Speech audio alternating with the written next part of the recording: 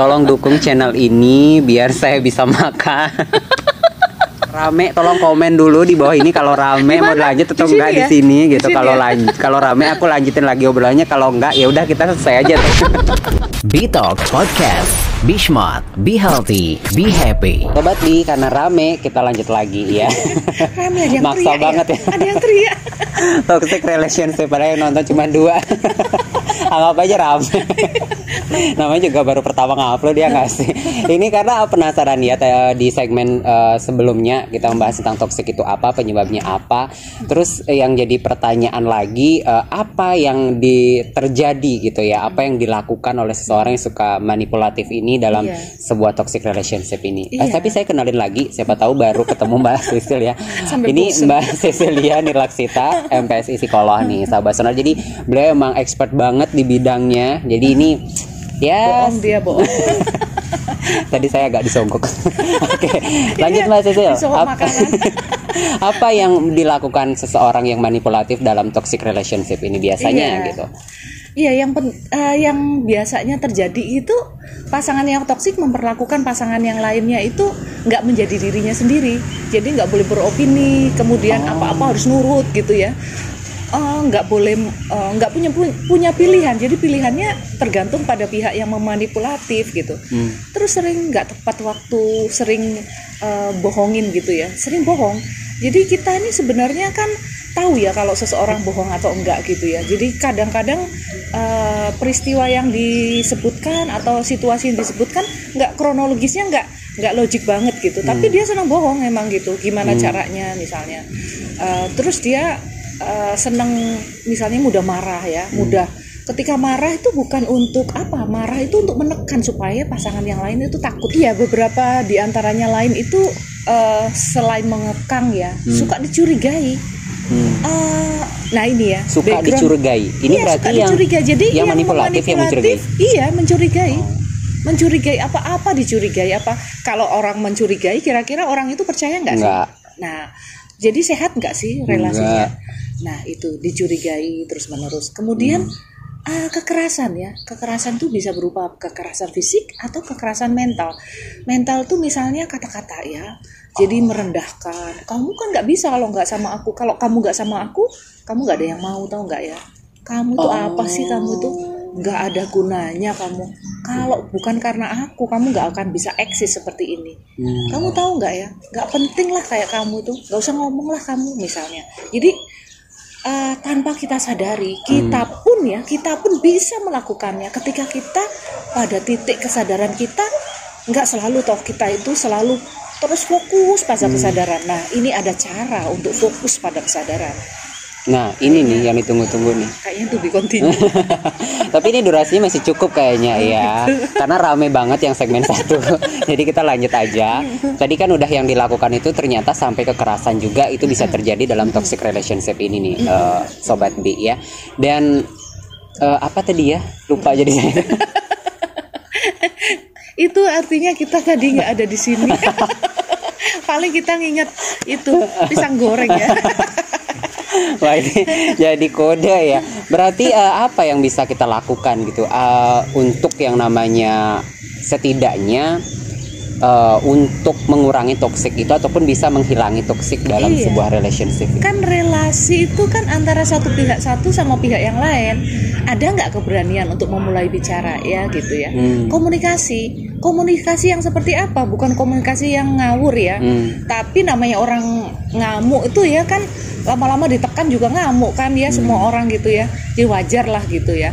Jadi bukan berarti orang marah itu wajar. Ya kalau dia sudah pada titik ditekan dia akan marah. Tapi komunikasi yang kita harapkan bukan komunikasi yang sedang dalam kondisi marah. Jadi komunikasi yang kita harapkan adalah komunikasi yang asertif namanya. Jadi komunikasi yang menjelaskan, sayangku, aku nih loh di sini ada untukmu. Kamu di sini juga ada untukku. Kita ini ada masalah dalam relasi kita. Seperti ini. Please aku meminta kita mengambil waktu misalnya 10 menit ini kita bicara. Nah, jelaskan gitu ya. Jadi kalau udah dijelaskan, kalau tetap misalnya dia tidak mau, tidak terima atau tidak peduli, nah tinggal kita mikir. Kalau misalnya relasi ini pacar, kan gampang putusnya sebenarnya gitu ya. Daripada nanti kita nikahin lalu berlanjut-lanjut gitu ya.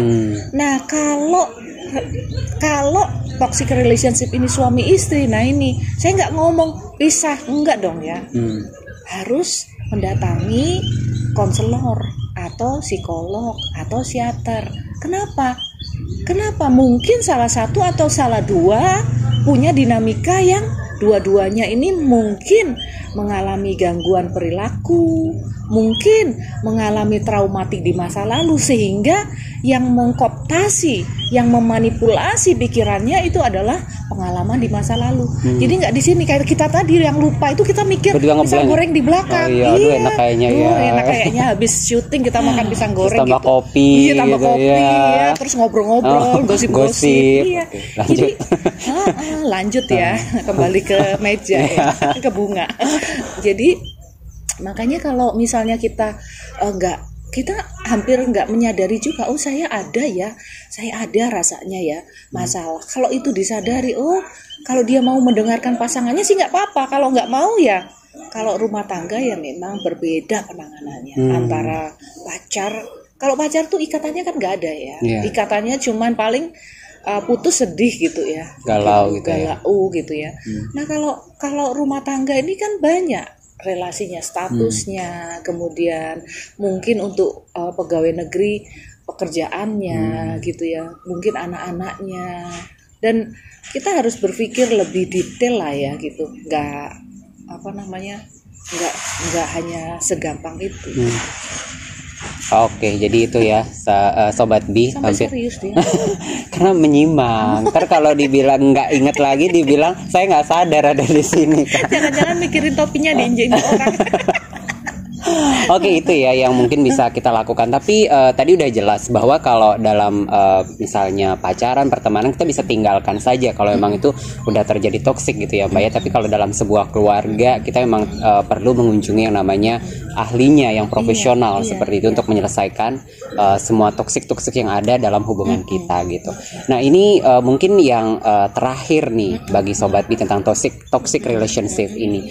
Apa yang bisa dilakukan sebelum terjadi toksik dalam sebuah hubungan, mungkin biar sehatlah hubungan kita gitu. Iya, nah kebiasaan kita itu adalah kalau kita bercermin ya, kita ngelihat diri kita, lalu tanpa kita sadari kita berpikir, aku cakep nggak ya dipandang orang lain. Oh, jadi lupa bahwa kita ketika bercermin adalah yang kita pandang adalah diri kita sendiri.